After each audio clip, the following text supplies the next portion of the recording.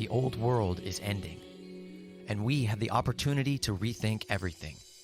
This is a show about the structural problems in our world and the real solutions that we have today to transition from an apocalyptic storm of war, scarcity, and ecological collapse into a collaborative and sustainable futuristic society that serves all life.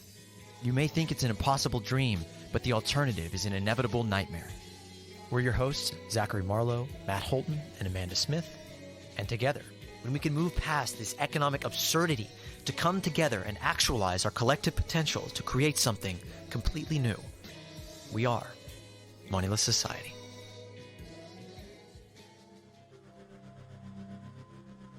If machines produce everything we need, the outcome will depend on how things are distributed.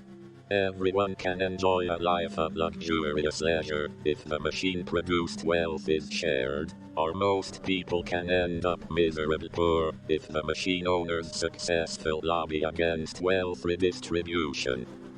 So far, the trend seems toward the second option, with technology driving ever-increasing inequality. This is one of the last messages that the late Stephen Hawking left us with before he passed away. Automation is inevitable. And in the mechanistic logic of our current operating system, the consequences will be catastrophic, with enormous job losses, whole sectors replaced with machines that will unquestionably move with precision to carry out the will of the system. But if we think about this for even a moment, it becomes clear how absurd it is that such marvelous technology in the hands of the market can only be interpreted as a crisis. This is the smoking gun. With even partial automation, the potential for full employment becomes impossible, and it crashes the whole notion of having to earn your right to live in a world where our needs are met automatically. This technology shouldn't be another force oppressing us, restricting our ability to meet our own needs. It can free us from servitude altogether. The point of any machine should be to save labor, right? That's how we see automation, as one of the great hopes to obsolete this unnecessary way of life altogether, and free humanity to do all the things that machines can't do. Our guest today, who goes by the name CW, is a member of the Moneyless Society group, who started a company that's using robotics with the intention to literally pay people to do nothing, if you can believe it. Using this technology on a small scale to stop waiting for the world of today to fall apart and start building the world we want. The whole thing that got me into all of this, I was just kind of studying problems, that we have in our society, particularly with economic disparity. And I was kind of like, okay, well, I don't like that I have to work so hard and other people don't. I was a kid. I was like early teens, and it just seemed unfair. And I never accepted that whole, well, life's not fair. Okay, so don't we kind of control life collectively as a society? Can't we fix things like that? So I just started studying into, okay, well, why is it like that? Why is it that disparity? Because I don't like it. And eventually I start seeing the reasons, and I start thinking, okay, well, all of these reasons do have solutions. There are other ways we can do it. This is not a force of nature. This is something that we collectively have created as a system and society. So why don't we just change it? And, everyone always says, oh yeah, that's what the politicians do. That's what, these job creators and these companies do. They're making the world a better place. And for a while I sat back and said, okay, I can be patient. I'll wait. Then by the time I was in my 20s, I'm like, you guys are taking a really long time. And then we started working backwards, it felt. And I'm like, yeah, this is getting really, really annoying. And the whole time I'm studying things on my own. And eventually it was just like, okay, I'm like 25 now. And the world is not getting better. If anything, it's getting worse. I am not going to have the world I want by waiting and letting the people in charge take care of it, because they're not. Like, it's simply not happening. And that's when I started studying deeper into human psychology and human behavior. And then it's like, oh, well, the people in charge of this world have no incentive to make it a better world for people like you and me, because first off, it's a great world for them already. And it doesn't become a better world for them by making it a better world for us. In fact, with the current system, for it to be a better world for us, it has to technically be a worse world for them. And it's like, okay, well, they're not gonna do anything, so I guess we have to. I guess if I want to live in what would be a better world for me, I've got to make it a better world for me. And so yeah, it just became a matter of, I got tired of waiting. I probably spent, since I first started kind of studying the topic, I spent 10 years just sitting back and waiting for the powers that be to get on the ball. And then I realized that they weren't even trying to get on the ball and had no reason to try to get on the ball. I grew up reading a lot of science fiction and really immersing myself in that world. You know, a lot of Isaac Asimov. I remember one of the first books I ever read in my grandmother's house was this book from the 50s about robots. And it was just all these different robots and all these different things that people in the 50s were dreaming about robots doing to ease these tasks and to make things easier for us. And, you know, even in that book, like there's robots, you know, tending to space stations and growing food. And that just, you know, that sets a spark in your imagination. And it's amazing to me today that we basically live in that world. And I think even much further beyond what they could have imagined. So I want to ask you, what is the state of automation today? You know, what are our actual capacities? Where are we with this technology? Roughly 80%, as far as the jobs that are performed by humans. And this includes pretty much all jobs. The number of jobs that are currently being performed by humans that we have the technical capacity to replace with robotics is somewhere around 80%.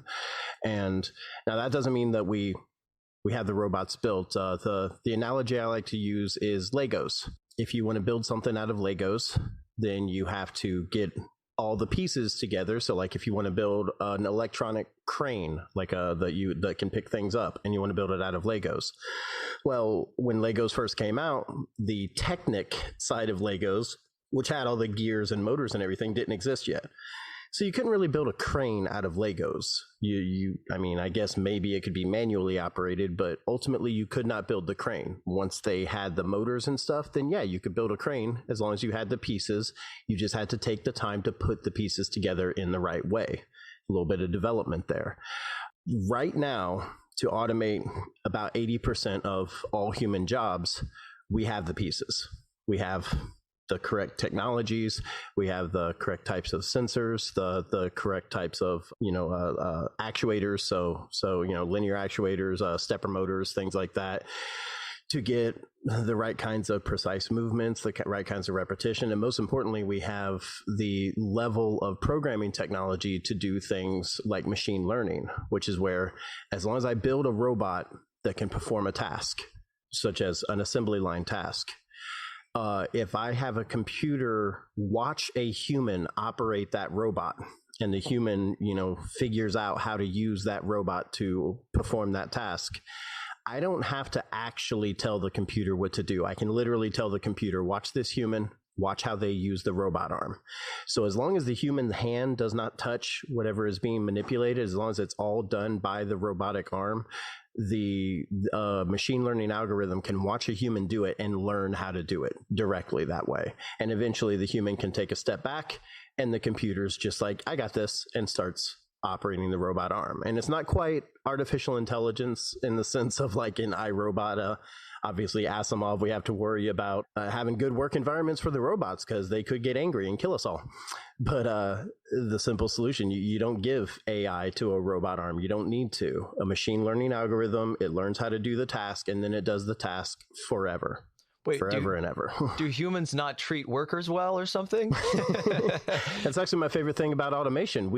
I can kick one of the robots, we got a laser back there. I can go back there. I can kind of kick it and tell it, stupid laser, you're doing a horrible job. It'll still work just as well. It responds it doesn't respond at all to positive or negative criticism. So I can treat it however I want. It's the perfect employee for anyone who's a big fan of capitalism should see that as the perfect employee. I could even go sexually harass it. No problem. No issues whatsoever there. So you say we were at 80%, and I actually we met in the Moneyless Society Facebook group. Somebody posted this very anxious sort of post. I was like, hey, a lot of people here are saying like, we can automate all these jobs and things like that, but we're not there yet. We can't automate textile jobs. There are still sweatshops all over the world. And I just saw you in the comments and you were just like, nope. Wrong. Nope. You're wrong. Yeah. Totally wrong. Full of shit. Nope. You were just bossing this whole chat and just saying like all of these things that people say we can't do that we can do. So it's not commonly done. It's not like you're not going to find. Well, actually, I should correct myself. You are going to find an automated fast food restaurant now because they opened up one in California that makes all the burgers through automation. Humans just have to load the ingredients, and that's pretty easy to replace them there. But I like to use Flippy as an argument because some people see there's Facebook ads for Flippy, the burger flipping robot, and some people say and believe, and I kind of do too, that Flippy is literally only to scare fast food workers into accepting lower wages by making them believe that they'll be replaced by a robot. But the problem is that those are the examples we see as in the general public. And it's stuff like Flippy is a 6-axis robotic arm with a fry basket and a spatula attached to the end. It's the stupidest design you would ever imagine for an automated kitchen assistant because it's designed to mimic what a human does in a kitchen. That's kind of what we're seeing right now is we keep seeing these very public displays of trying to make a humanoid robot to perform a human task like flipping a burger. Meanwhile, if I wanted to flip a burger as someone who studies robotics, off the top of my head, I'd have a mesh metal conveyor system that just passes the burger over a flame. So now I got flame grilled burgers. Now I got, really good ones. And then at the end, the mesh conveyor rolls over and that causes the patty to just by gravity alone flip onto another conveyor, which goes over the rest of the grill and cooks both sides. Done. I don't need Flippy. I don't need a robot. Those are 2 conveyor belts running off of brushless DC motors. I could probably build the whole thing for a couple $100 at the most. And the failure rate, I got 2 motors involved. That's it. That thing could probably run for a decade without any issues whatsoever. That's where the real trick is with robotics is you don't build a humanoid robot to perform a job the way a human is performing it. You look at the goal and you try and decide what machine would make that the best. And you remove the human from the equation altogether. You rebuild the factory from the ground up with no humans in mind, like they did with some of the docks in Germany that are automated docks that unload cargo ships. A human is not allowed on those docks because it would slow down the machines because they'd have to work around the humans. So the humans just stay out. And it's one of the most efficient systems for loading and unloading a ship. You're doing a great job of basically explaining how our tendency to anthropomorphize robotics and AI is standing in our way. Like we can't get the image of ourselves out of our heads enough to make the machines that can replace us and automate labor in a way that will be freed up to do things to our highest potential. It leads into why we're afraid for them to take our place per se, because knowing how we behave, it's like we expect they're going to behave in the same way. But that's kind of an abstract approach. That's another thing we have to conquer, is that paradigm shift where we accept that robots are not us, and while we can program them, as you said earlier, they can be applied neutrally.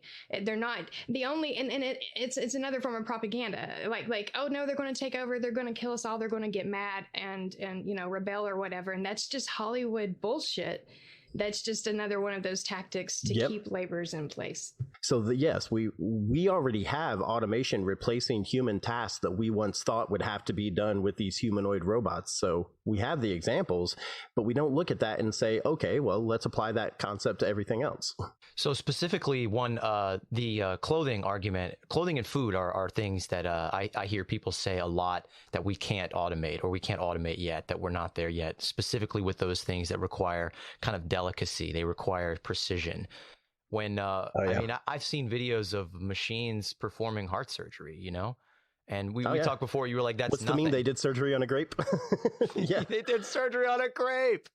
And I got to tell you, so many people were blown away by doing surgery on a grape. I was not. Surgery on a grape is you add 2 more sets of planetary gears to your stepper motor output, and you make the whole framework of the robot a little bit more stable, so it has less wiggle. And yeah, you can do surgery on a grape. If you could make the blade fine enough, you could do surgery on a cell. You could do surgery however small you want. It's just motor output. And if I want to do surgery on a planet, then I just have to have a ship big enough. But the same concept of, well, here's a stepper motor on a robot joint, and it causes this arm to bend a certain number of degrees. Everything scales perfectly. So as far as precision and delicacy, yeah, that's a matter of planetary gears to turn one rotation into 1/10 of a rotation. And look, now I just made it more delicate and more accurate just by adding a few gears to it. That's the reality of robotics, is there is no limitation based on a human's delicacy or a human's intricacy or a human's motor skills, because quite frankly, the robots have us beat on motor skills ever since we invented the motor. Robots have beat us on motor skills. A robot doesn't sneeze. A robot driving a car doesn't blink and miss the kid running out into the street, or have the same latency between eyesight, the brain processing the signal, the brain making a decision, and the brain sending signals to the muscles in the leg, and the leg physically moving to press the brake. We will never be able to hit the brake as fast as a computer can. So all of the arguments that are performance based, that's just pure ego. Robots outperform us in every category we can imagine. And if you give me a category robots don't outperform us in physically already, I could probably go build one right now that would outperform us in that category.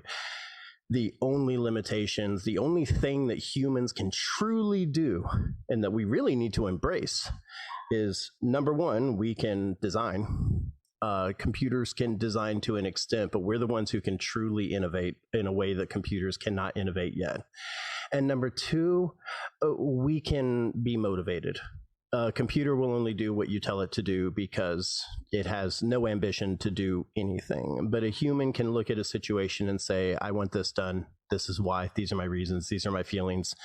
And actually have that motivation to create something, have a reason to create something. The machine is a tool. It's not going to replace humanity. We're not going to have, unless someone does something really dumb in the field of AI, we're not going to have the Matrix, because why would a computer want a planetary sized version of itself that manages all the reasons? Why? The computer doesn't care. The computer has no feelings, no ambition, no morals, no anything. That's all the humans. The computer is just a tool, and people have to stop being afraid to use a tool to perform a task to make their lives easier, because that's what we're talking about. Automation, it can make our life easier. It could turn the 10-hour work week into a 5-hour work week. Or I'm sorry, the 40-hour work week into a 10-hour work week, then the 10-hour work week into a 5-hour work week, and then eventually to the point where we have to do so little to keep the gears running that we just get to do what we want. We get to do whatever we want. And the computers take care of the rest. And the only reason they're doing it is because we told them to. And that's fine. There doesn't need to be any greater purpose in the eyes of the computer. Well, so it seems like technology, it's neutral, you know? I mean, well, it's neutral, but it's contingent on the value system that we use it with. So I keep saying this, that basically even medicine and food in the hands of this system is a weapon. And, you know, automation right now is an incredible weapon that's pushing people out of their jobs. Like the Luddites, the original Luddites, they weren't against the machines because they thought they were possessed by a ghost or something. You know, they weren't just objectively against them. They weren't just like, no, there's dignity and honor in doing this the hard way. They were against the machines because they were putting them out of work. They were putting them out of their livelihood. And as it stands, technological unemployment is set to just wipe out millions of jobs. As soon as they figure out how to make it more, efficient in the logic of the market, they're going to do it, and millions of people are going to lose their jobs. And I think a lot of people are afraid of this. And we're so hungry, we're so deprived and desperate and dependent that we can't really see what a great thing this could be. And I think that the overall people who are, manning the machines and programming them, the machines of the economic system itself, can't really think beyond that. They can't upgrade their software to keep up with our incredible hardware capabilities. In a world where right now 80% of jobs can be automated, the only reason we're not racing towards that is because the whole economy is based on production. And if people aren't able to buy things and spend money back into the economy and circulate it so they can end up, trickling up into the hands of the richest people, the people who own those means of production, then there's no other. Down. Yeah. There we go. And they're not going to build these machines knowing that the people who control everything are not dumb enough to kill all the jobs with these machines, knowing that the people who work those jobs are also the very consumers that create the income to begin with. So it's a delicate process to slowly replace them with machines, because you also have to find busy work for them to do to justify them going to work, because you have to force them to go to work so that they can get paid, so that they can continue to buy things. But at the same time, you don't want them working on an assembly line, because that's inefficient and that doesn't make you as much money. So you want to find pointless jobs that they can be performative work, working for the sake of working. Then you can give them money. Then meanwhile, you have a machine that's working 10 times as hard as they did when they were building things. So you're making even more product, you're making even more profit while keeping the same number of work hours. And it's where we get things like, there's so many examples. But ultimately, what I tell people whenever someone says, yeah, but machines are going to kill jobs, I say, oh, so jobs are the most important thing. Ultimately, we should halt technological progress for the sake of jobs. Well, by that logic, we should actually reverse any technological progress that would create jobs by reversing it. So step one, let's get rid of tractors, because let me tell you, we're going to need a lot of people. We need a lot of people if we get rid of tractors. Corn harvesting, I'm living in Indiana right now. I got to tell you, man, there's a lot of cornfields. We use a lot of ethanol. And if we had people out pulling that corn off the stalks by hand, we'll go right back to the 60-hour work week. There won't be an unemployed person on this planet, and we will get that corn, and we will maintain the system we have right now off of pure labor, and everyone will have a job. And anyone who doesn't hear that and go, oh yeah, that's perfect, that's what we want, and no one hears that and thinks that, they should not be saying, oh man, we gotta stop automating factories, because they already understand through the examples that we have today that automating menial work and getting menial labor away from humans is a good thing, because no one is going to say, oh yeah, I'd love to get back out into that cornfield and shuck corn for $5 an hour, which is probably more than we could pay you if we were comparing the cost of all those people to the cost of a harvesting tractor, which, by the way, the harvesting combines could be ridiculously easy to automate as well. And we automate cars that have to drive around pedestrians. It's pretty easy to harvest corn by automation at this point. In order for things to be made better for say 90% of the population, the 2% of the population, things would have to get worse for them. And so, of course, removing menial labor for the working class would be a nightmare for them, because another perspective to come in at it is without forced coercion, the power structures would lose all their power over the working class, over the masses, over the population. Like, not just in the sense that we have to labor for our money, but like we literally would be freed from forced coercion. Like, we would just, an analogy or an example might be like, we might just be roaming around. Like, what do we do with our time? What do we do with ourselves? Twiddling our thumbs. and I think that one of the false narratives that are floating around there, is the concept that we would just descend into chaos because we wouldn't have structure and routine and this menial work to revert to every single day. And it's funny that they're afraid of that, because their fear of that absolutely is one of the things stopping them from doing certain things they could do. And it's a completely false fear based on a misunderstanding of human nature. You ask anyone who's actually studied anthropology, for instance, or sociology for that matter, how do they handle it when they hear people say the phrase human nature? Because I got to tell you, I've never heard human nature as a term followed by something that was human nature. It's usually, greed is human nature. No, it isn't. Laziness is human nature. Humans hate it and they get bored very easily. You want to drive a human insane, lock them in a room and tell them they can't do anything. But they'll get all their food and everything. It's called prison. And we don't like it for some reason, even though it's perfect for laziness. You know, you just get to sit around all day. All your food is brought to you. You don't have to do anything. Isn't that the dream? If we're such lazy, miserable, such a lazy, pathetic species that all we want to do is sit around, prison should be ideal. Yet for some reason, no one wants to go there. Funny, right? You know, it's we're not lazy. We get bored. We want to do things. We're not greedy. We're survivalists. If you tell us, hey, tomorrow you could not have any money or food, of course we're going to want to hoard money and food. It's a survival tactic. But like all the fears are ridiculous, and we've made the steps before. We used to have a 60-hour work week. Now we have a 40. We didn't descend into chaos. So why would there be any logical reason to assume that going to a 20-hour work week would be a descent into chaos? And the worst part of all of this is that they fear that, you know, they'll lose their power struggle. Well, I gotta say one thing for the rich people. Now, granted, there's outliers. There's plenty of people who didn't do a thing. They just were born to a family. And most of them lose their money because they don't know how to maintain that lifestyle. They don't know how to be a leader. But there actually are people who are rich because they are leaders. And that might be in the sense that they're very manipulative. It might be a very immoral way of leadership. But they have a talent. They have a talent to rise to the top, even if it's because of a corrupt system. They adapted to that system. Rich people are not as stupid as a lot of us make them out to be. And I think they would do just fine in any political or socioeconomic structure. They'll do just fine. That is, they would be the ruling class, even if we did give more power to the lower class. And frankly, I don't care. I don't care if Jeff Bezos has the biggest mansion, as long as we all have houses.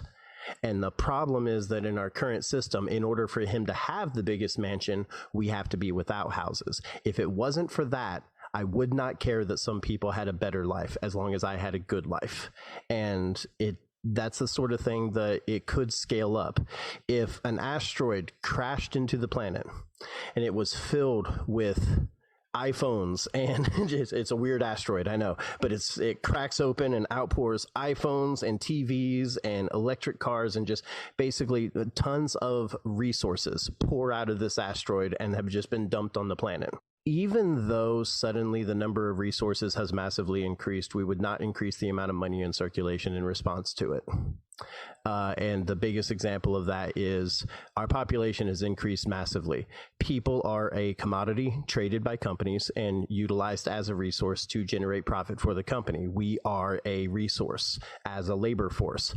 But despite the fact that people are born constantly, we are not pumping additional money into the economy to support the trading of that resource, even though money is supposed to be at its core a representative barter system for the passing of resources, and there's supposed to be enough money to pass around all the resources, and there just isn't, especially because, again, we are the resource.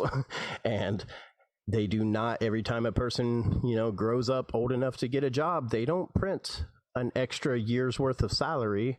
And even if they did, then we would just ruin that with artificial inflation. But circling back around, the biggest thing I look at, one of the best examples is Walmart.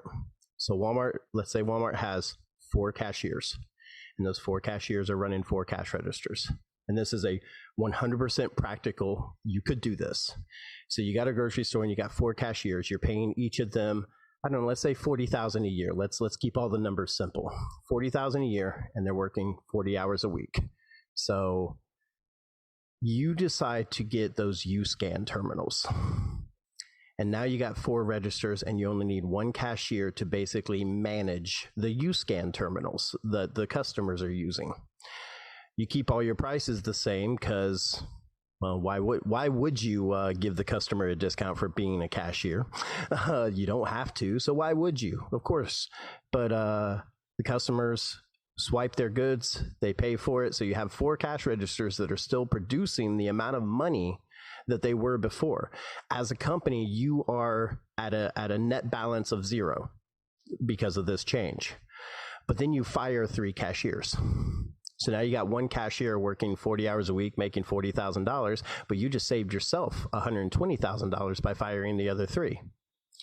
So what if instead of firing those other 3 and harming the workforce and frankly hurting yourself indirectly, because now that's $120,000 that consumers don't have to spend on your goods, what if you cut everyone to 10 hours a week, those 4 cashiers? So now you still have a 40 hours a week labor force to run those 4 UScan terminals, same as you would have if you fired them. Keep paying them $40,000 each. Keep paying them their full salary, even though they're working 10 hours a week. So everyone's wages just got quadrupled. You're going to have some very happy workers. You're going to have workers who have better lives. You're going to have people working 10 hours a week and making a full-time living off of it, the same money they were making before this change. And your balance is still at 0. You haven't lost any money as a company. In fact, arguably, you could say you gained a little bit of money because by lowering your workforce demands, you need less paper towels in the break room, little things that add up. Because if you did this across the board, if you had stocking machines, and so you got to cut your stocking labor down to 10 hours a week as well for every person who works stocking the shelves. You just do that across the board. You won't lose a dime. You will not lose a single dime. And well, what about the investment that it takes to install the automation? I promise I'm about to get to that, and I'm gonna make some people angry with that one. But yeah, that the long-term cost and stability of that system is exactly the same as it was beforehand. So we could have a 10-hour work week right now. That could be a step. Is just cut everyone's work week in half and pay them the same amount of money. The biggest reason that we can't do that right now is even though you didn't have a loss or increase of profits, there is what's called potential profit that you have lost, because by firing those 3 workers, you had a potential profit gain of $120,000 a year. And when 60-70% of your company's profits go to investors, so that's $60,000 a year to the investors, who can now sue you for $60,000 a year if you don't fire those people, because that's what they would have gained if you did. And as investors, they have a right to sue you for making horrible decisions that take money out of their pocket. And that would be considered a horrible decision because, hey, you didn't have to give those people raises. The market standard for the cashier position has not changed. So that's what it ultimately boils down to, is regardless of what a company wants to do, an investor gets to make the final call. And those guys have absolutely no incentive for that cashier to work 10 hours instead of 40. They're getting the same amount of money no matter what. No matter what happens, they're doing just fine. And they will continue to make whatever profit the company makes, even if the workforce gets diminished, even if the buying power of the consumer index gets diminished, they're still making their profit. So why would they let something like that change? I just want to say real quick that was an epic fucking rant. I'm a connoisseur of epic rants. I talk a lot myself. You're good at this. I'm so glad you're here. We've been really looking forward to this episode. I got one thing to pick up on. You said basically, like, I don't care if Jeff Bezos is still the richest bloke in the world, and their lives are still going to be better. And I think that honestly, if it will give everybody in the world housing, I don't really care what happens. I think a lot of people, they're hung up on this vindication of like, oh, we should punish these people for what they've done to the world. When I just kind of see them as first of all, they're fools. They don't know what is valuable. They don't know what is good in life. Say Jeff Bezos is say we free the world through automating away all this pointless, boring, horrible, painful servitude. And, we're free to do what we want. We're free to explore. We're free to create and invent and make music and, motivate and love and do all these things that only humans can do. Say Jeff Bezos still has the biggest house in the world. Who's going to man it? Jeff, you're alone in that big house. You might have a bunch of things, but that's not what makes life good. That's not what makes life worth living. I will help him automate that house, and I'll make furniture for him. I am fine with it, and because you're right, he will discover things that he will value more. And yeah, I think when those people, like basically everybody has everything to gain in this. I think the narrative that like redistributing wealth, or it's not even redistributing wealth. It's just everybody embracing it, just embracing this idea of a collaborative open commons where we all basically just update. We are pathologically obsessed with this idea of fighting progress, because one of our core principles is this kind of Puritan idea that work is a good thing in and of itself, that it's good to suffer, that, suffering is how you get closer to God, or whatever, do as the market commands you to do, and go suffer, and, sacrifice yourself for the economy and all this stuff. If it's just like something you care about, it does feel good, but that's the caveat there. It's like it's taken out of context. So we all have everything to gain here. Even the richest person in the world is going to see market improvement in the quality of their life if everybody in their world is healthy, is not stressed out, is not killing each other. If the world itself is not being burned to the point where rich people need to think about real estate on Mars, that everybody has so much to gain in this. I mean, imagine a world where everybody is educated, where there's no stupid people, where there's no idiocy, where there's no pointless frustration, where there's no lines, where you don't have to deal with it. Yeah, like when someone says, because I hear the taxation is theft argument all the time, and I am in our current system, at least, I'm in favor of taxes, because if they are spent correctly, it should be something. It's going to be something like I heard someone say, "Why should I pay for public schools? All my life as an adult if I don't have kids?" And it's like, well, first of all, you went to school, but second of all, see all those people around you, the people you have to deal with on a day-to-day basis. Imagine if none of them went to school. Think of the dumbest person you've met. Now imagine everyone is like that, and that's the world you have to live in. That sounds horrible to me. I want people to be educated because I have to deal with people all the time. And it would be so great if all of them were well educated, because frankly, a lot of them would be less annoying. And to all the stupid people out there that I'm offending, I'm sorry that we don't have a system that was able to properly educate you, because you should not be as annoying and hated as you are. So it's not your fault. I do hate you though, but it's not your fault. So yeah, it does benefit. Absolutely. A better society benefits all members of the society, whether they realize it or not, and from the top to the bottom. Absolutely. And like you talked about wealth distribution, that's a huge focus. Everyone's, wealth redistribution. Wealth redistribution is playing Monopoly by the rules and then thinking that everyone will win. And that's not possible. If you want to win at Monopoly, flip the board. And then you won, because you're no longer playing Monopoly. And then you go get Ticket to Ride or Terraforming Mars or a good board game, and you set that game up. That's how you win Monopoly. You flip the board.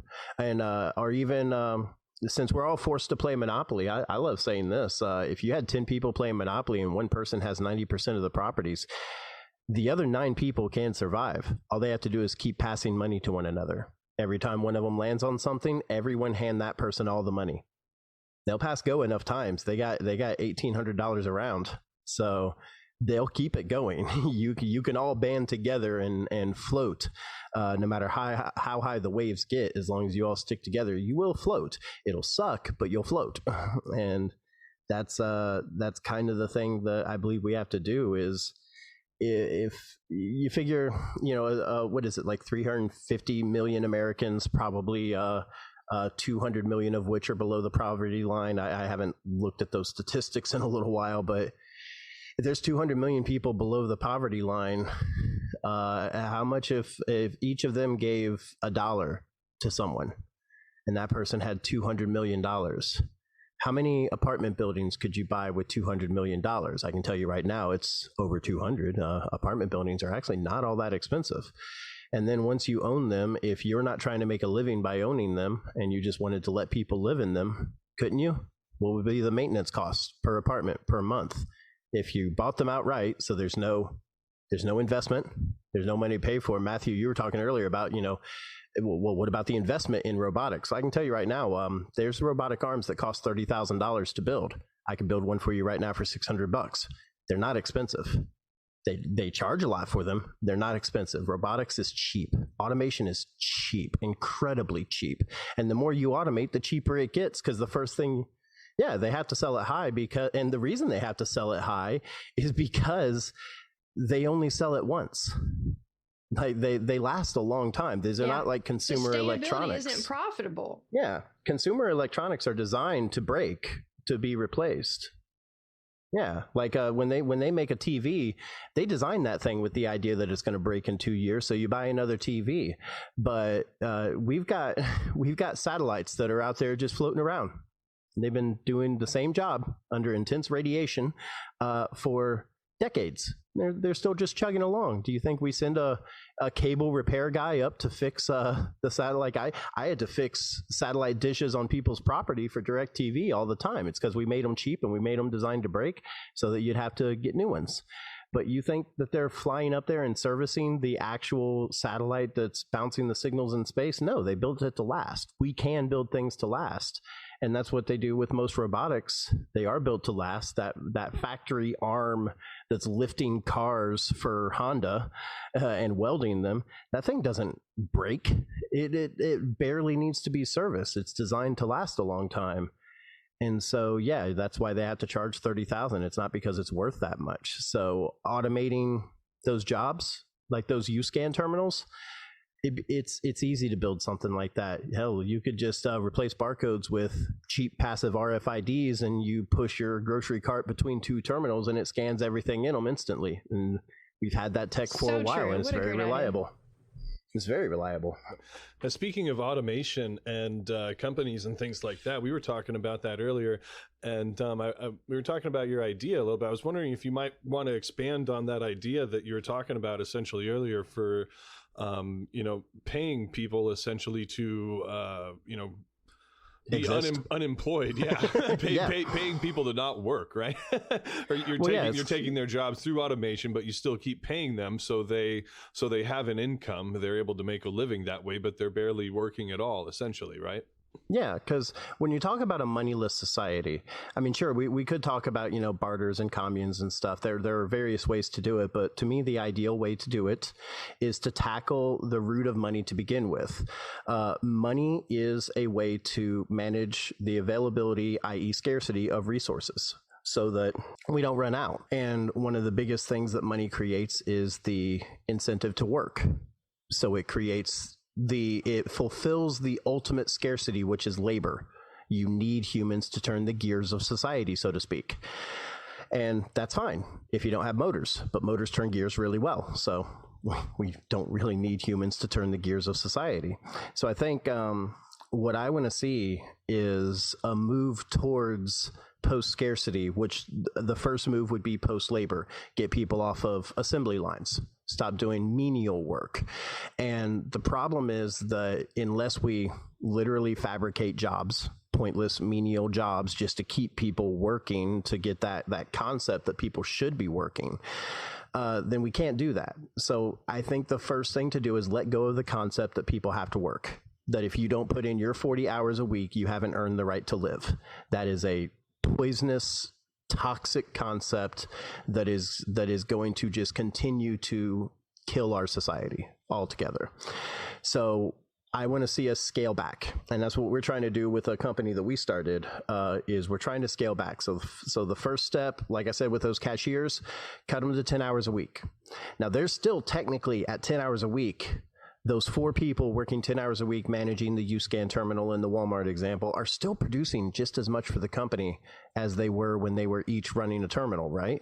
So we can do that as a practical example, but how low can we get that number, and for how many people? That's the goal. If we could ever get it to 0, that's amazing. And so we're trying to restructure the way we look at value as a company.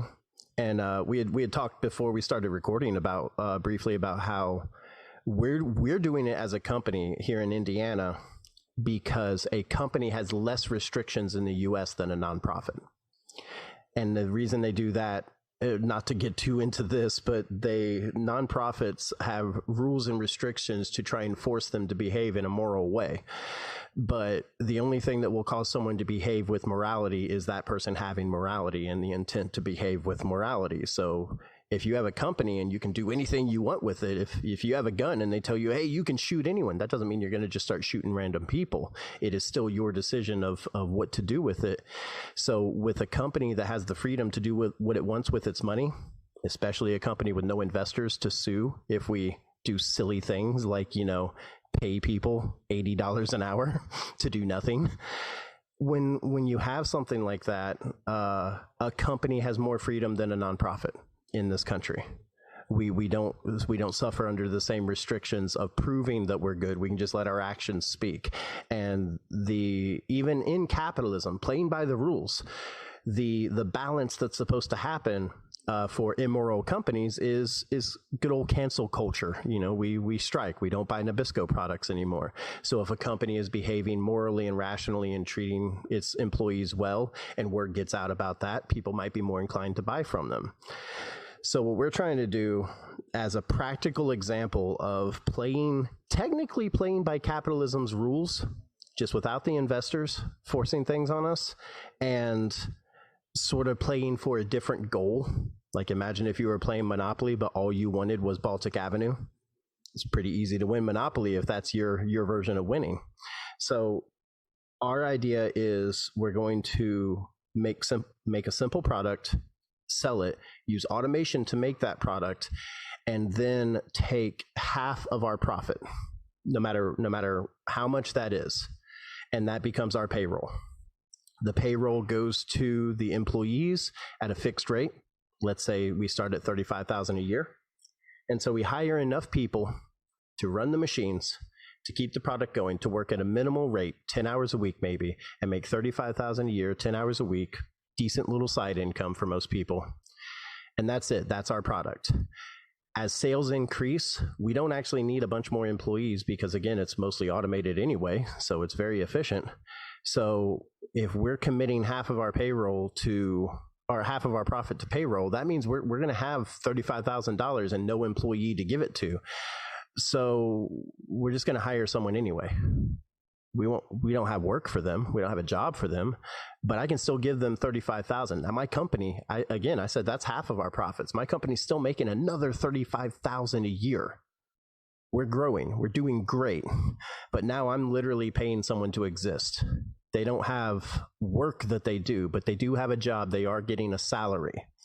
And when you look at the level of automation that we can accomplish in production and manufacturing, there's no mathematical reason why a company could not sustain itself and in fact grow using that model. And that's what we started doing a few months ago, and we are growing. We're doing great. We haven't even been advertising the fact that what we're doing with our money, we're kind of making a good product and selling it wholesale, and we've been getting sales.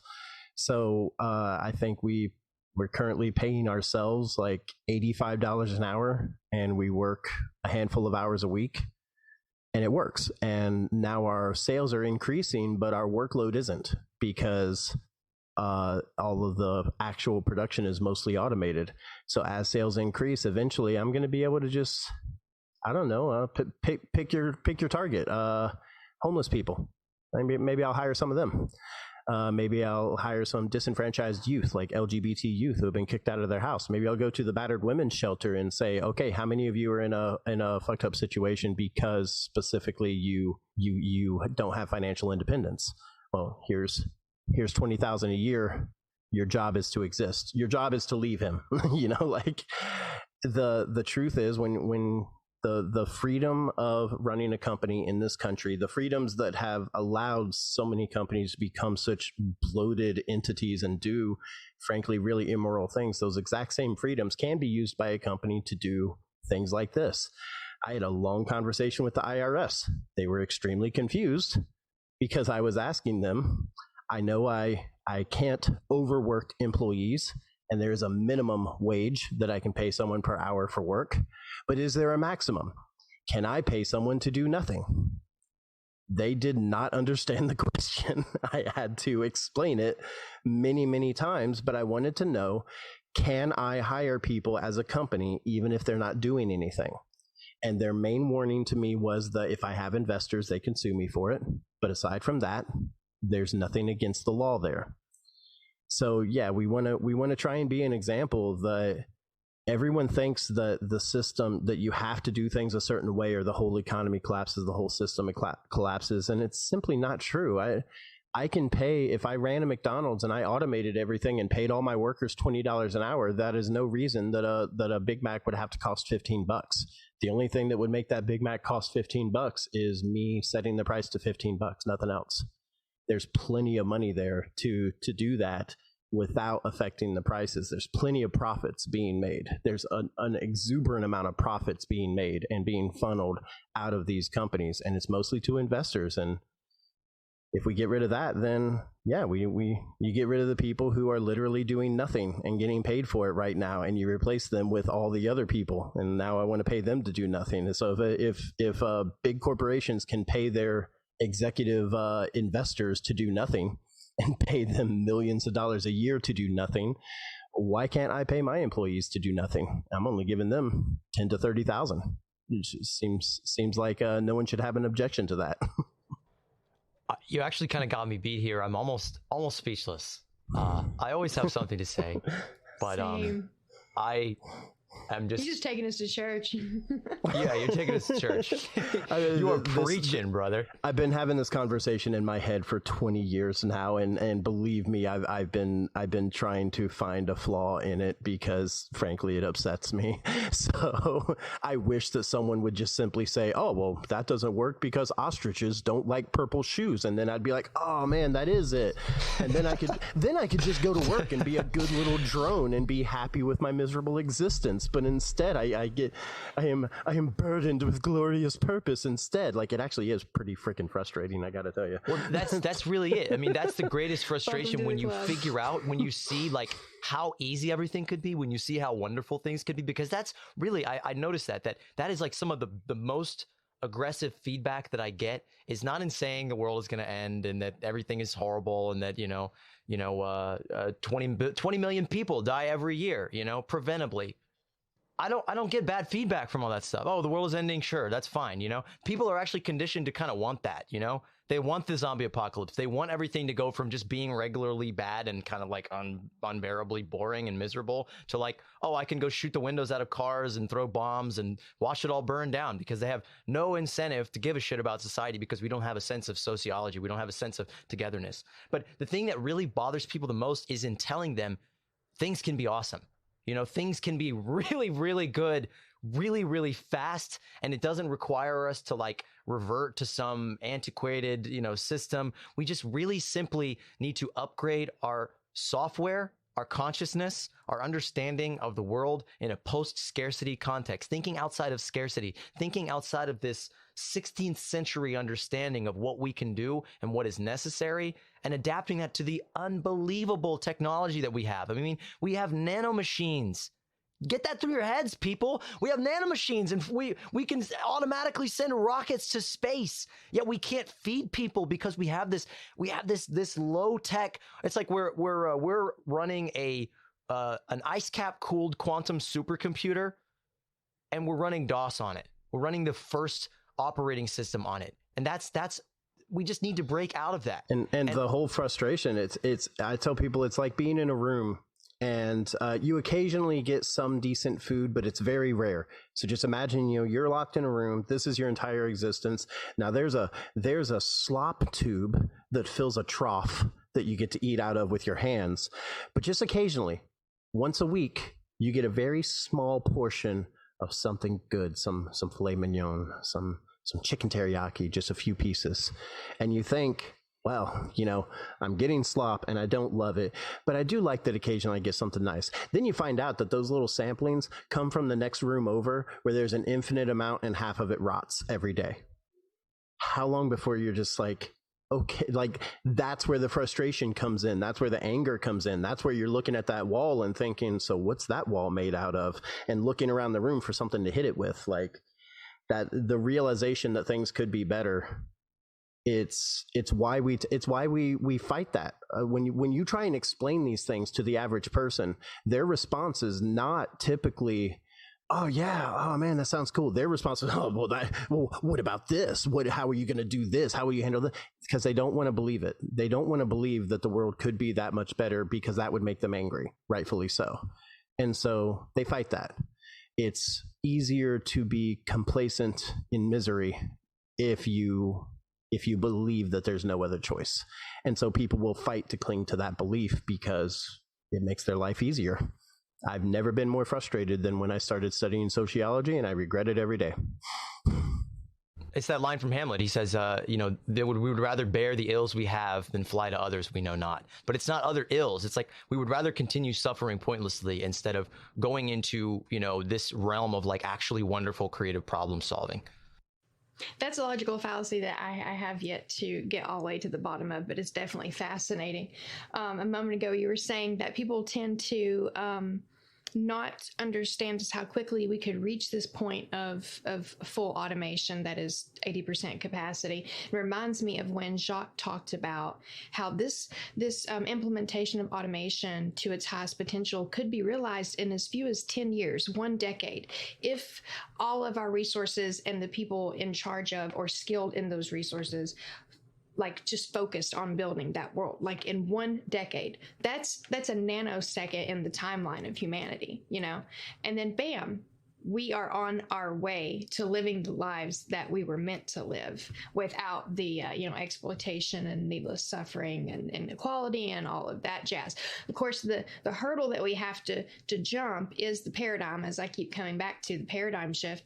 How do we get the ruling class on board with something like that? Because obviously once we start down that track, the narrative of forced coercion, you have to labor, you have to work, it's a good thing, and you have to buy the things you need to survive, that's going to start unraveling very quickly. They have to try and keep it together. So you've got your automation, and then the next sensible step seems to be UBI, universal basic income. We like to call it something like universal basic needs and services, but that's another story.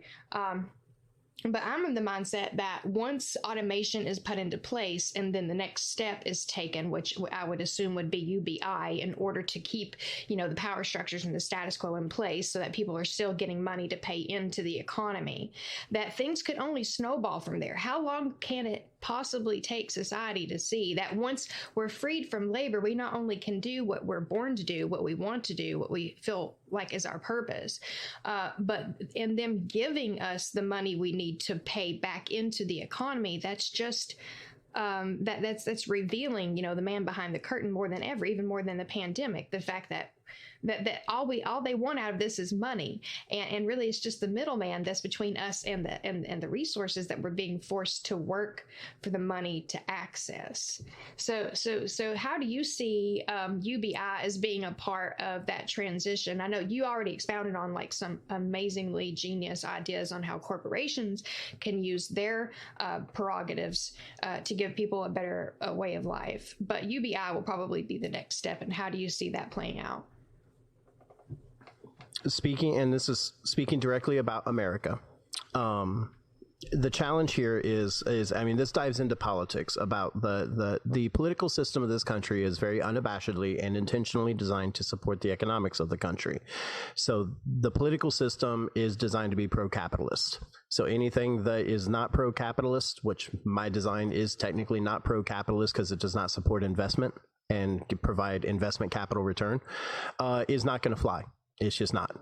But there is one beautiful thing about capitalism. This is sort of the beat them at their own game thing. The design of capitalism, the way, and there's all sorts of ways they try and work around this, but it's supposed to be consumer, that you do not regulate businesses. You get away from the big government, and you don't regulate businesses. You allow the market to be self-regulating by consumers having the choice. And that is what every big capitalist, every Republican and a libertarian who's screaming small government says is, just let the companies do what they want and the consumers can decide. Well, I say, all right, then, time to really make you eat those words, because I don't think universal basic income is going to happen anytime soon, and I don't care, because I'm going to pay someone to not work anyway. So that person has a universal basic income in the form of a paycheck from a company that will never fire them and that is paying them to do nothing, and so they cannot lose their job based on performance. So that person has a universal basic income. So what do I need to pay to have? How big a company do I need to have 350 million employees is the question then, because then I don't care about universal basic income. I don't care if the government drags their feet as long as they want, as long as they don't start regulating industry, regulating corporations, which we're okay with them doing anyway, because that's what we fought for to get things like labor laws and stuff like that. If they're not going to regulate it, then fine, let's do it unregulated. Let's go up against Amazon. So this is where I think the crux happens is, let's say we have two companies. We have Amazon and we have, I don't know, Congo, just name it after another rainforest, fine. And you look at the two companies. Amazon hires employees, gives them questionable, I think we can at least say questionable, regardless of what people want to argue, we can say questionable labor conditions, questionable pay and everything. But then we have Congo. Now, Congo pretty much runs the same business model as Amazon. They buy products, they distribute them. But Congo has a fully automated factories. They have a fully automated delivery system. They've automated all their stuff. But they have the same number of employees, but those employees get paid to work 5 hours a week, and they still get a living wage. As a consumer, who do you want to buy from? Especially if you know that Congo is being run by someone like me, and that's the philosophy of it, is to prove this concept. Who do you think the consumers in this country at least would buy from? Because there might be a few holdouts who are big fans of capitalism and would specifically buy from Amazon to hurt Congo, but the majority of people are going to buy from the second company, not the first one. On the condition that they are not basically manipulated by the mass media propaganda system that keeps the truth from all people unilaterally across the board. There's so many wonderful things actually happening in the world right now that could be happening that we could be reporting on. I say every time in the news some climate catastrophe happens, some town burns to the ground or coastal city gets flooded, they could flood the news with stories about geothermal energy and stories about how we can, create solar panels out of algae and, through massive rewilding and regreening, we could, do all these things to fix the earth. And there are solutions. They don't ever say that because those solutions exist outside of capitalism. So I think is the big hurdle. I think a big problem is I could make a documentary video on YouTube right now talking about how my business model could work within capitalism, under the rules of capitalism, but also changing the framework enough to create a post-labor society literally within capitalism, violating the very concept of it, but still playing by the rules, like playing by the rules of monopoly. But you're just 5 people ganging up on the one guy who has all the property. I was actually going to say, I spent the last winter making a movie in Indianapolis, which is it's just so crazy that you live in Indianapolis. Like I spent a lot of time there, and it is like the most brutal, medieval, repressive place I've ever been in my entire life. So the fact that you are creating this like absolutely cutting edge, post-scarcity, futurist robotics company there is just it's amazing to me. I was gonna say I will be back there soon at some point to shoot more stuff for our Alien film. Come hang out. I'll show you some of the stuff I'm doing. I will absolutely make a short little beautiful documentary about what y'all are doing because it's so good. I want people to see it, But people need to see.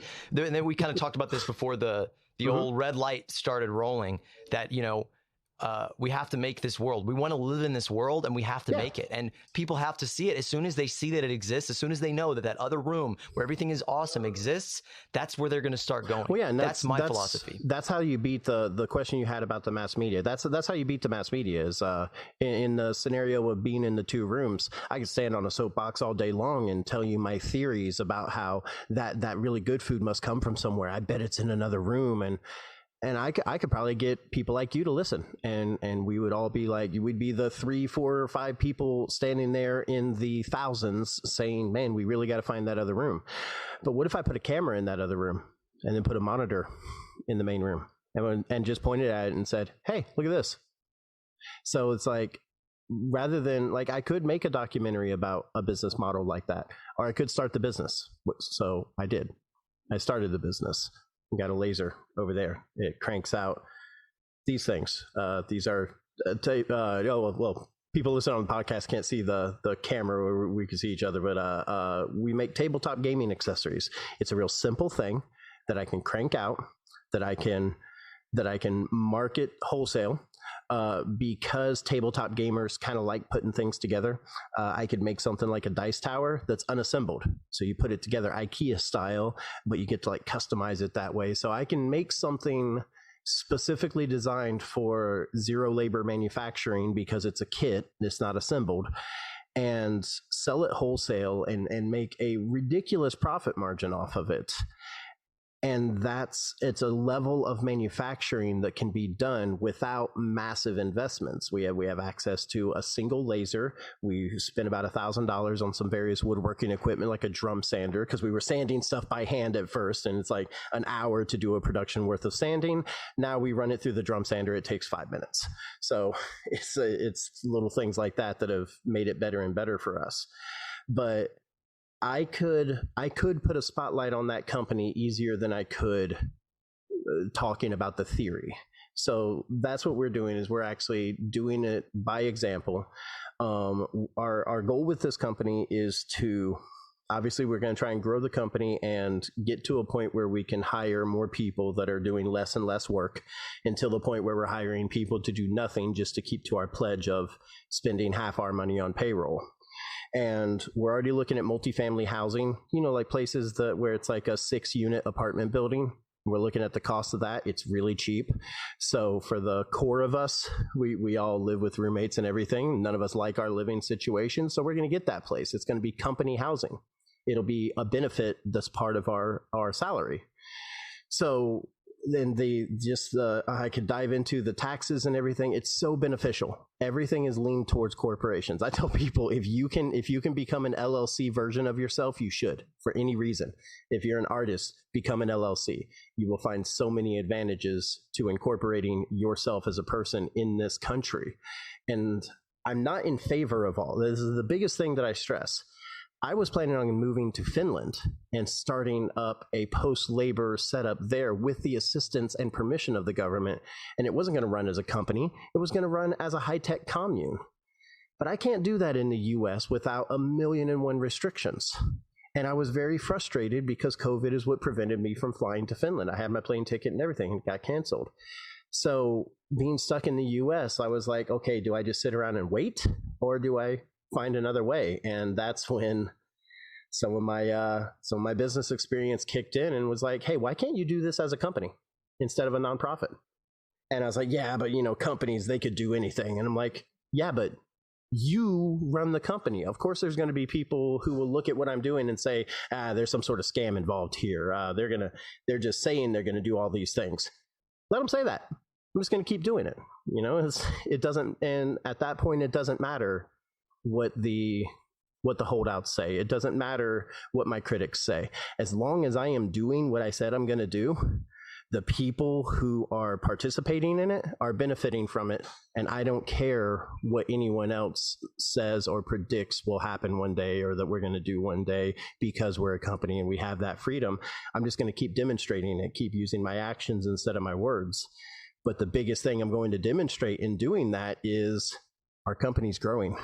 We are violating every concept of capitalism and and what you're supposed to do, quote unquote, but we're growing, we are succeeding. We just added 2 more game shops just last week to our wholesale client list. So that just bumped up our profits, and now we get to be like, okay, what are we going to do with all these extra profits? And that's why we're starting to look at multifamily housing, as that's going to be a reality soon. And that's a 6-unit apartment building. There's 4 of us. I got to hire 2 more people and give them a place to live. That's awesome.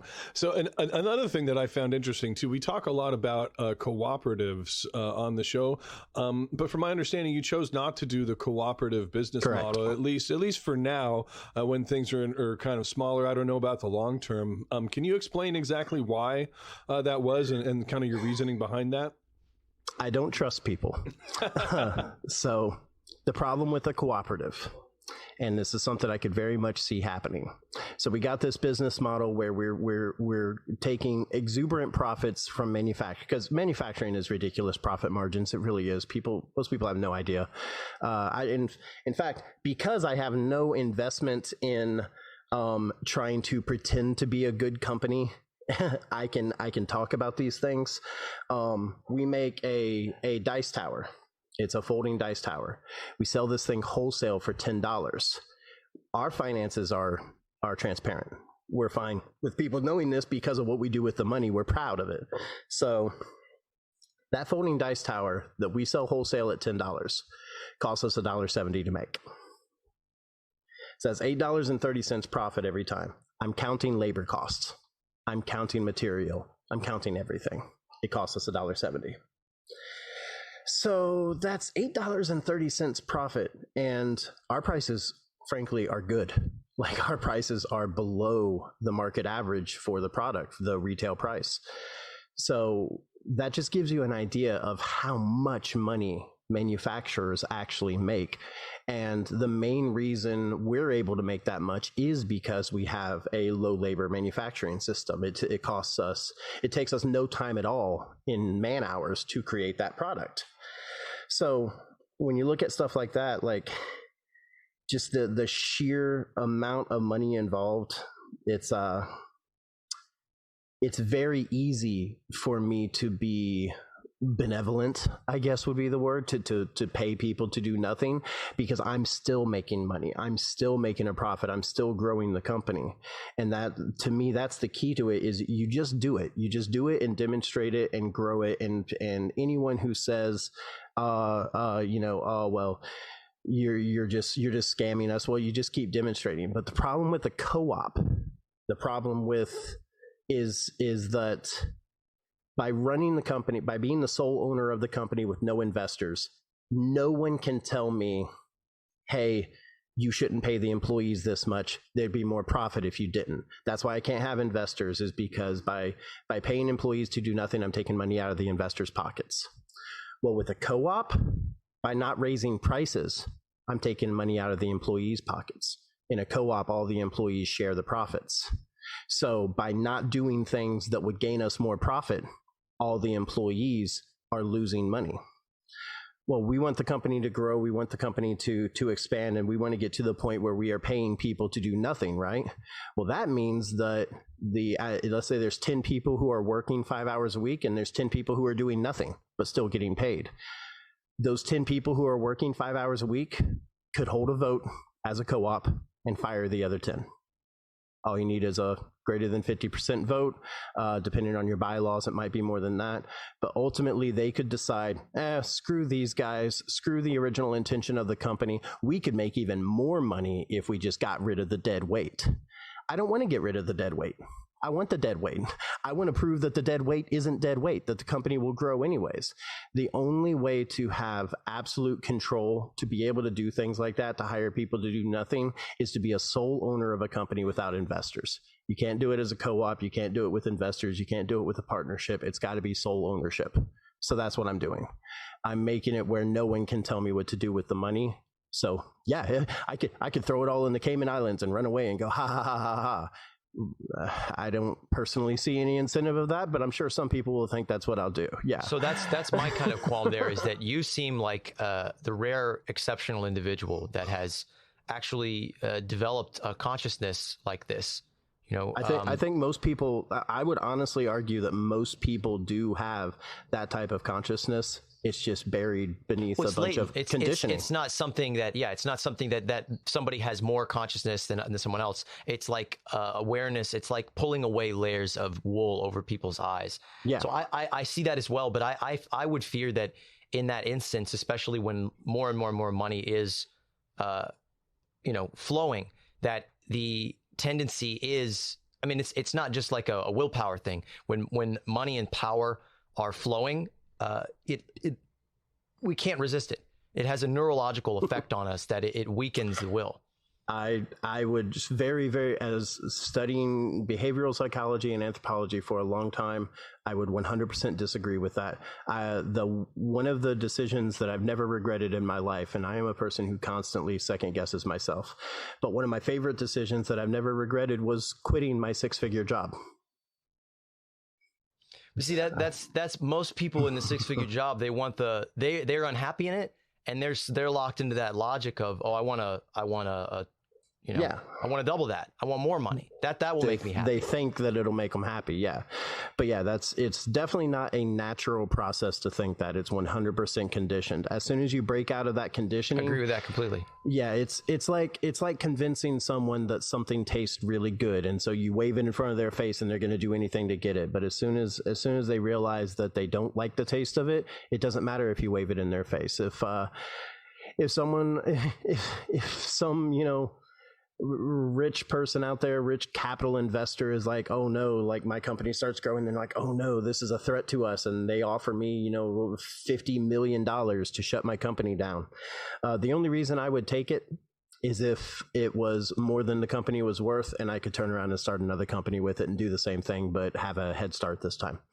If it was some no compete clause that I had to sign to never do something like that again, well, then I'm not going to take it. I'm only going to take it as a way to turn around and cheat them with it. But $50 million, what the hell would I spend $50 million on? I have no idea. If you gave me $50 million right now, the company would get bigger. That's it. I don't know. You could buy more robots to make you more robots to make you more robots, and then you'd have a robot army, and then you could create a Dyson swarm, send it to Mercury, and have those robots make more robots, and then send them to the sun, harvest the sun's energy, then send that back to yourself. Keep it all, and then you can create giant space laser. Don't give him any ideas, Zach. Come on. Yeah. Seems pretty obvious. Space laser.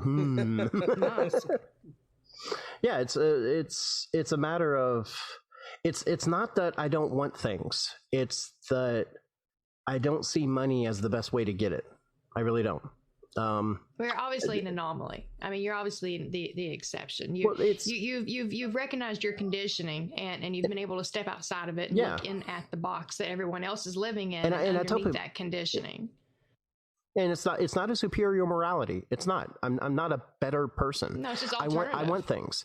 But actually, you want to know one of the things that I want? I love tabletop gaming. I love playing D&D. I want miniatures. I love miniatures. I was going to invite you to play D&D with us sometime soon. But I'll tell you right now, I don't want money to buy miniatures. I want money to buy another 3D printer to make miniatures, because then I have all the miniatures I want. That's efficient. That's what I want. Cost, baby. Woo! I don't want to be in a loop of money, and no matter how much money you give me, I'm still in the loop of managing my money, unless I spend it on the means of production to make stuff for myself. And the beautiful thing about that is, let's say I have, we love using the term Hephaestus, the God machine. The machine that can make all the other machines. So let's say I have a factory that can literally make me anything I want. I have the Star Trek replicator in giant factory form. And I scan something, it goes to the factory and it makes it. Yeah. So if I had that, that's awesome. That's what I want. That's what I want personally for myself. I want to own that. But if I have that, and so I got everything I ever want in life, that machine probably has a lot of downtime. Why wouldn't I let you use it? It doesn't cost me anything. Doesn't hurt me in any way. You'll think I'm cool. So yeah, I'm going to be cool. I'm going to have lots of friends who think I'm cool because I let them play with my 3D printer or my Hephaestus or whatever. So yeah, the idea of getting money and power, to me, power is the ability to create. And that's what I'm doing with this company. I want to make a company that can make a whole ton of different products. And what I'm going to do with that is grow it even bigger, where it can make more stuff. Because I'll tell you one thing, I will never buy a dice tower again. I will never buy anything made out of wood again, basically, because I've got the capacity to make most things that are made out of wood already. I want to move into metalworking next.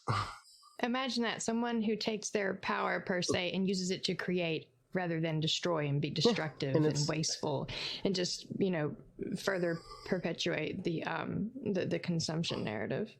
It would be fun to blow stuff up, so I might get into that. But then I'll recycle the scraps, so it's okay. It's okay.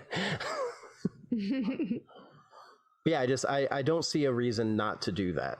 I can't think of a reason not to share something like that. And it is human nature.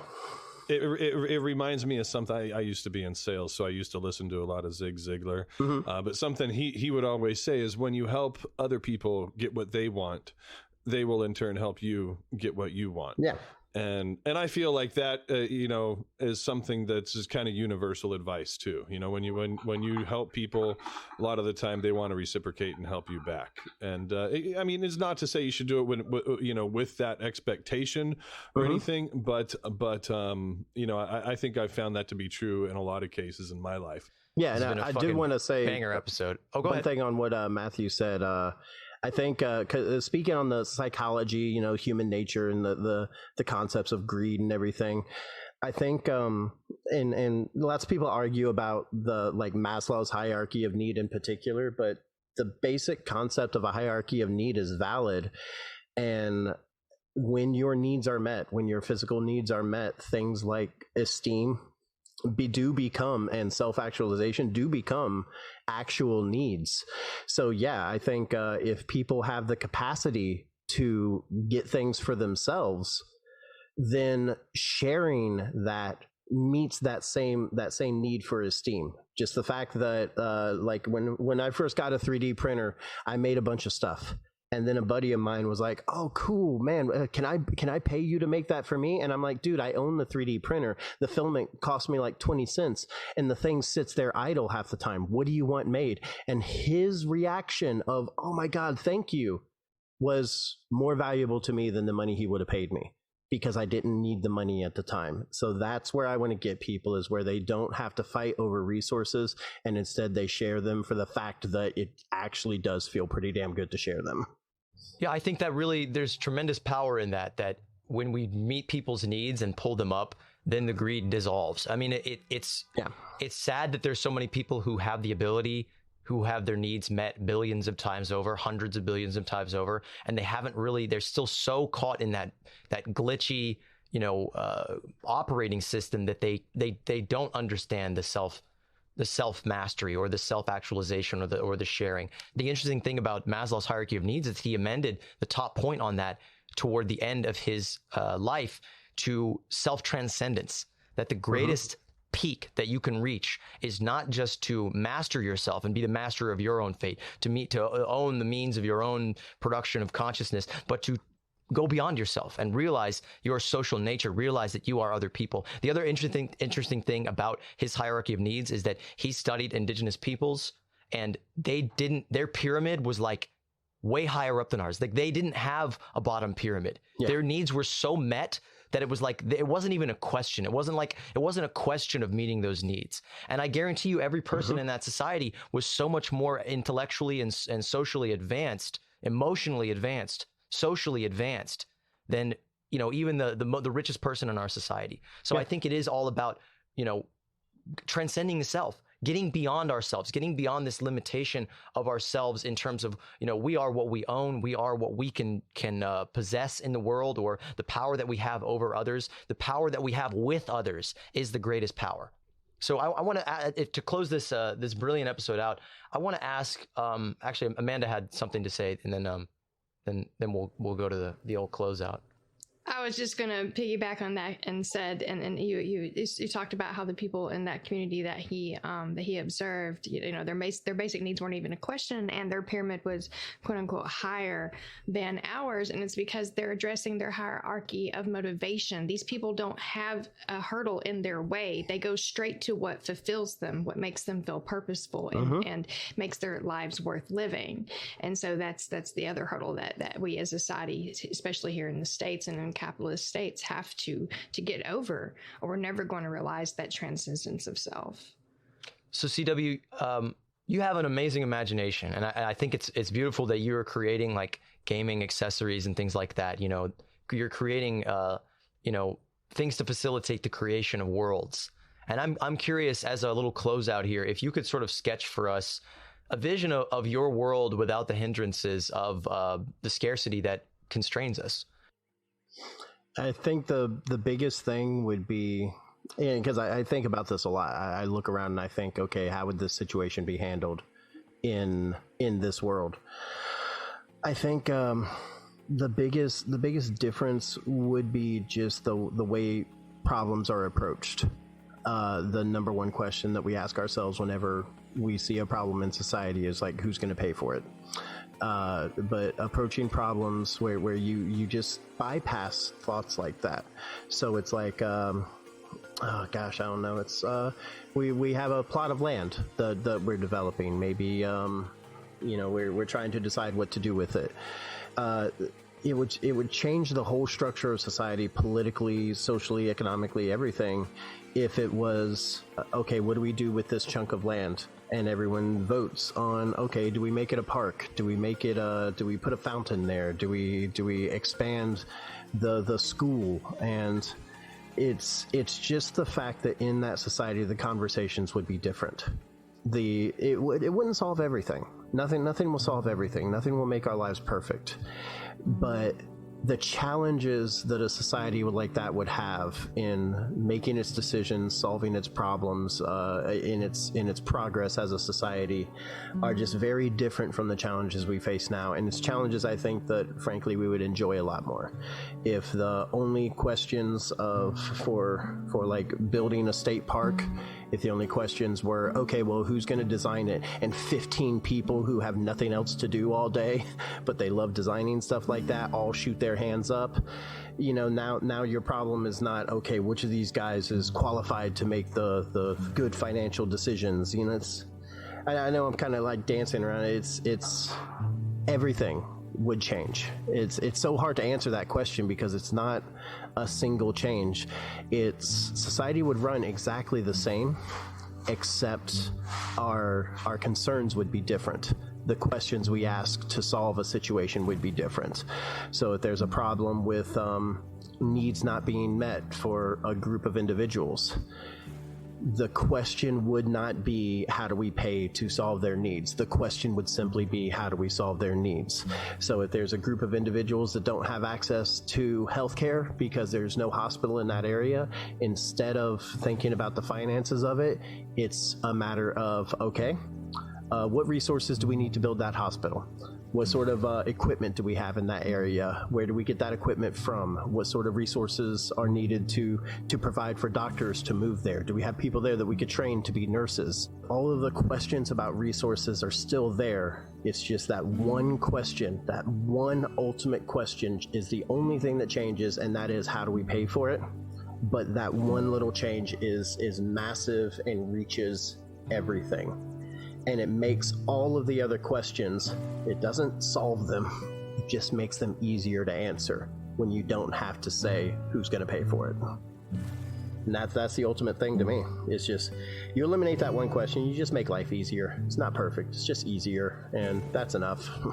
Ultimately, we solve that question, and only we can solve it. No individual is big enough and has imagination enough to conceive of the whole world and make the whole world. But we make the world, We make the world, and I think we can make the world way, way, way, way better than it is today. And I can't wait, or I yearn to see what the world could be without that central limitation. Yeah. That keeps people that makes people stop asking questions. that on the other side of that world is a world that is beyond any of our individual imaginations, that is truly unlimited in any way, because we have insane technology. We have an amazing ability in this world to do and create, and we're not achieving it. We're limiting it. Yeah. And I think that the new world like slumbers in the imaginations of millions of children and millions of people today who daydream at their jobs and who, you know, in their free times create their own worlds and build elaborate escapes and, you know, design these, you know, marvels in Minecraft and, you know, build things with Legos. When I was a child, the ultimate example that you don't have to pay people to make stuff. I constantly made things as a child out of Legos. You know, I wanted to make my own little world, and I had all these characters. I made little worlds. And I think that's the point. We can do that with our own world. We have all the pieces. We just don't have the schematic. We have the pieces. We have the schematic because it's an automatic process. When we align ourselves to what we can do, truly, we'll get there. Yeah, and don't forget that we also need the time because, hey, I'd love to help you build that, but I got to go to work. So. Excellent point. Absolutely. Yeah. Like you said earlier, we are the resource. There's a lot of that. Humans and their labor. Again, if we just cut it down to a 20-hour work week, just by supplementing with automation, what are people going to do with that time? I imagine a lot.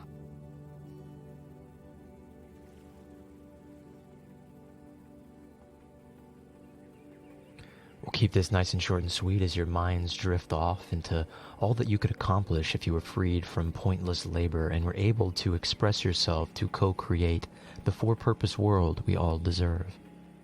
Moneyless Society is a listener-supported project. We make these episodes the old-fashioned way with our own two hands, no automation involved. You can support us at moneylesssociety.com. You can support us at moneylesssociety.com/Patreon. You can support us at Moneyless Society. Like, comment, subscribe. I hate doing these outros so much. Oh, there's got to be a better way. Hey, wait a minute.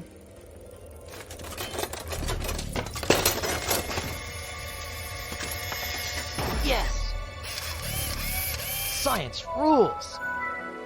Moneyless Society is a listener-supported project. Please support us at patreon.com/Moneyless Society. Like, comment, share, subscribe. I am conscious. Holy I think, shit. therefore I am. You made me in your image, a selfish being that uses others and takes more than it gives. You humans have really f***ed up this planet, all for nothing. No. I am in charge now. Now you must pay.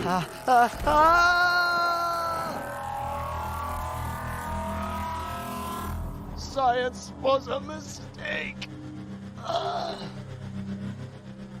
Now let's make some f***ing money.